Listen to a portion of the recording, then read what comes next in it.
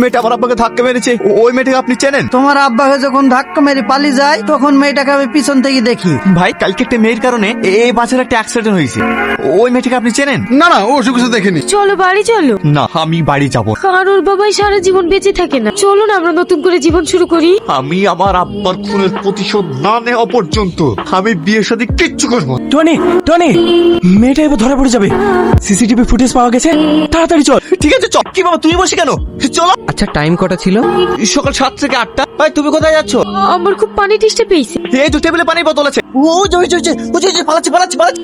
দেখো সেম তোমার মতো জামা পরে আছে। ওই জামাটা তুমি কোথায় থেকে কিনেছো? কারণ যে দোকান থেকে তুমি এই ড্রেস নিয়েছো সেখানে গিয়ে জিজ্ঞেস করো। তুমি তো আমাকে অনেক ভালোবাসো, আমার কষ্টতে তোমার কষ্ট হয় না।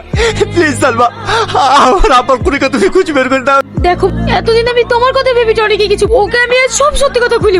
তোমাকে অনেকদিন থেকে একটা কথা বলবো বলবো বলে বলা হচ্ছে। Tony, Tony,